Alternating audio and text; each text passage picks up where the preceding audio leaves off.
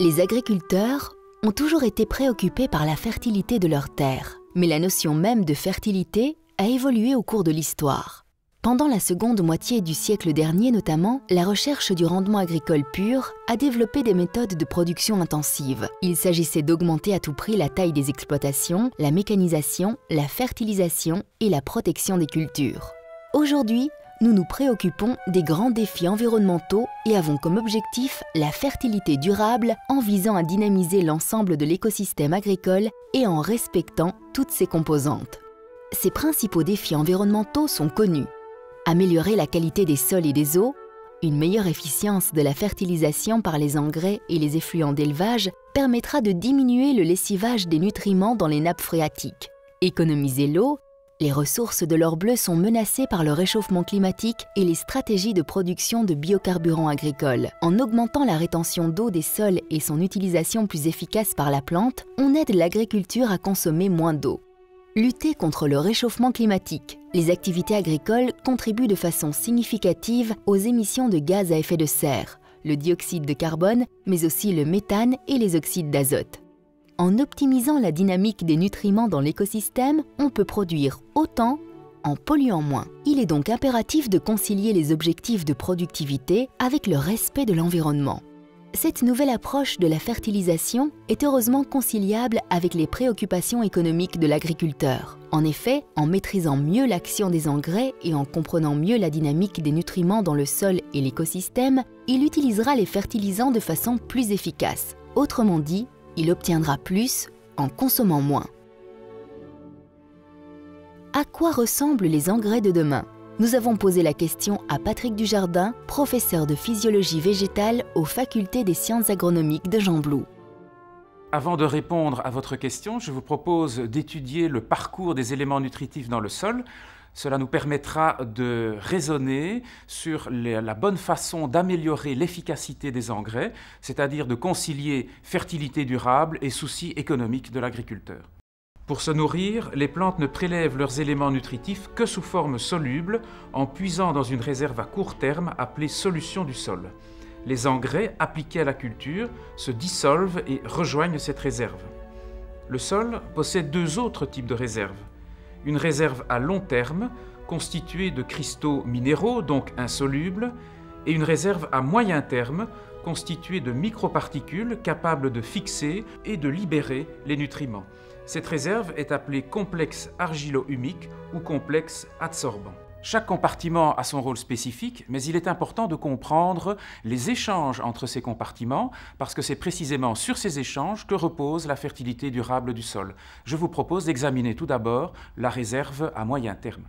Le sol contient des complexes adsorbants appelés argilo-humiques, qui sont constitués par des éléments minéraux, les feuillets d'argile, et organiques, les acides humiques.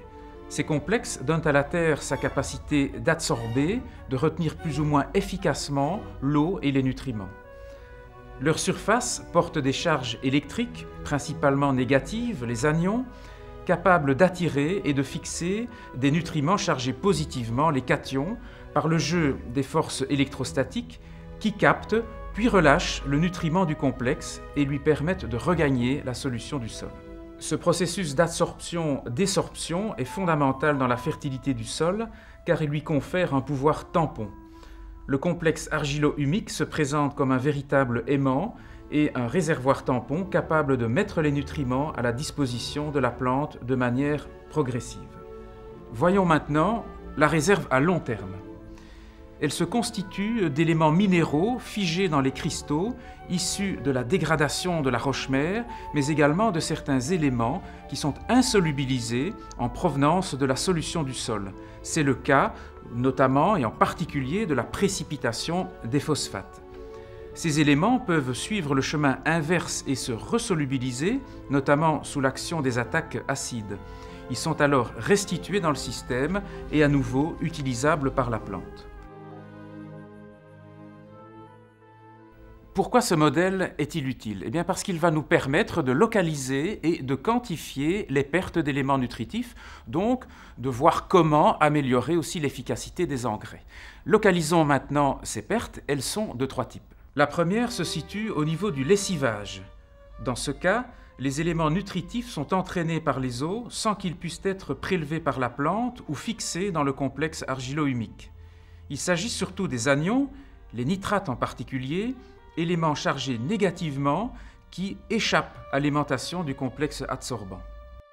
La deuxième perte découle de la volatilisation, également appelée dénitrification. Une fraction de l'azote du sol est restituée à l'atmosphère, notamment sous forme d'oxyde d'azote, un gaz contribuant à l'effet de serre. Enfin, une troisième perte réside dans l'insolubilisation de nutriments, appelée aussi rétrogradation. Le phosphore en est un acteur principal. Une grande partie du phosphore apporté par les engrais précipite avec du calcium, du fer ou de l'aluminium, selon le pH du sol.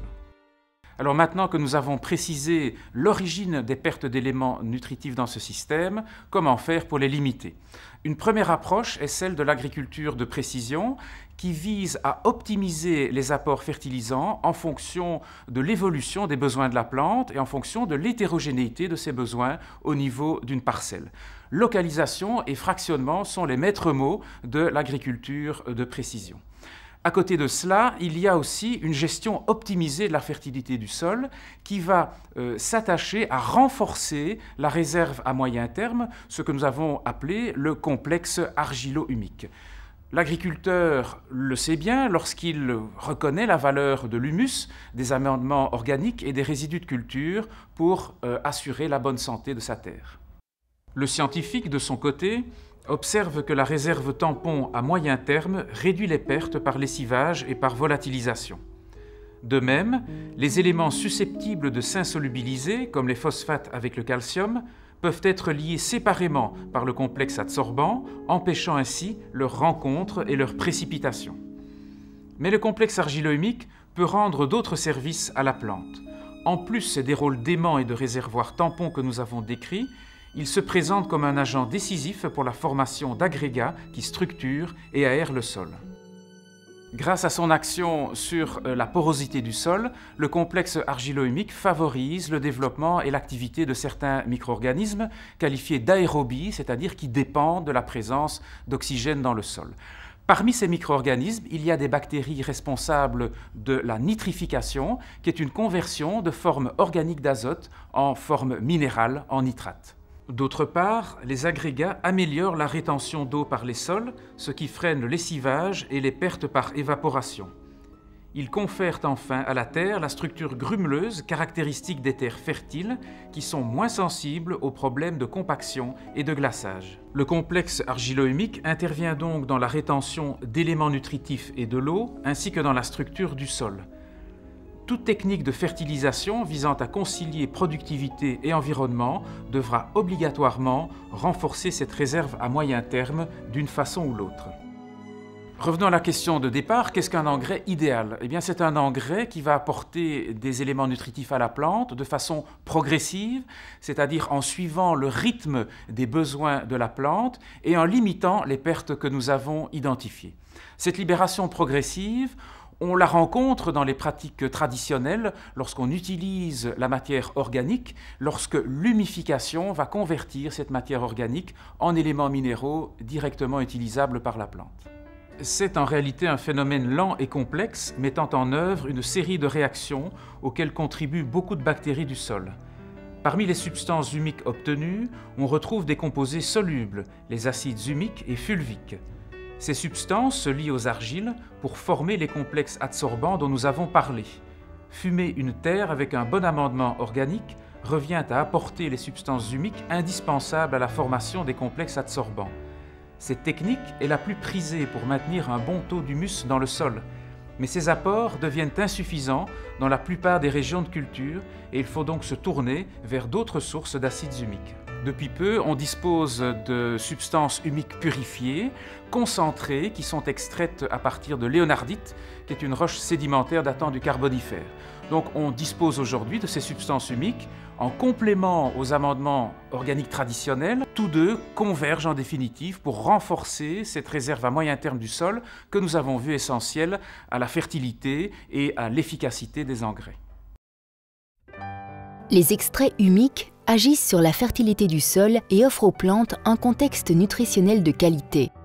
Aux effets relayés par le sol s'ajoutent des effets directs sur la physiologie de la plante de type régulation de croissance. Les acides fulviques, plus petits et plus mobiles que les acides humiques, seraient directement prélevés par la plante. Effectivement, on reconnaît un effet significatif sur le développement et sur l'activité des racines. Alors tout d'abord, les racines respirent. Elles le font pour produire de l'énergie qui est nécessaire au prélèvement d'éléments nutritifs, notamment en particulier le phosphore et le nitrate. Il y a également une stimulation de l'élongation de la racine, une stimulation du développement des racines latérales, donc de la ramification du système racinaire, et enfin une stimulation aussi du développement des poils absorbants portés par les racines et qui ont un rôle de premier plan dans le prélèvement des éléments nutritifs. À leur tour, les racines agissent sur le sol. Tout d'abord, elles respirent, ce qui a pour effet d'acidifier le sol et de contribuer à la désorption des éléments nutritifs qui sont fixés sur le complexe argilo-humique. Les racines émettent également dans la rhizosphère toute une série de substances qui vont favoriser le développement et l'activité de bactéries. Et puis, une fois mortes, ces racines contribuent également à augmenter la réserve organique du sol. Les substances humiques agissent également sur les tissus chlorophylliens. Elles semblent fonctionner comme chélatants de microéléments et favorisent donc leur prélèvement et leur mobilité au sein des tissus végétaux. Une meilleure mobilité du magnésium, du fer, du cuivre et du zinc semble renforcer l'activité chlorophyllienne. Enfin, certaines études montrent que les substances humiques exercent aussi une action antitranspirante, ce qui contribue bien sûr à améliorer l'efficience d'utilisation de l'eau et à aider la plante à faire face au déficit hydrique. Les extraits humiques offrent donc une solution technique majeure en matière de nutrition minérale des plantes. En améliorant la fertilité durable du sol, l'efficacité des engrais et la nutrition des plantes, ils concilient le souci économique de l'agriculteur avec les préoccupations environnementales actuelles. Ils répondent à l'exigence d'une production agricole plus rentable et mieux maîtrisée.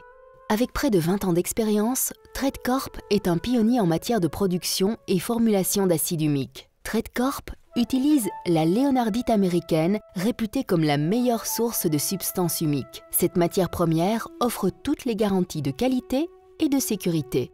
Complément appréciable aux amendements organiques, les extraits humiques TradeCorp se caractérisent par une action immédiate, une facilité d'application, une disponibilité à long terme, une composition contrôlée, sûre et constante. La solution TradeCorp. HumiFirst, HumiFirst WG. HumiFirst est une solution liquide d'acide humique et fulvique utilisée en pulvérisation généralisée ou localisée.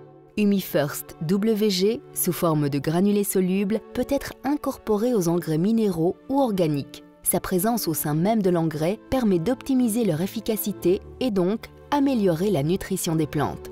Avec TradeCorp, combinez durabilité et rentabilité.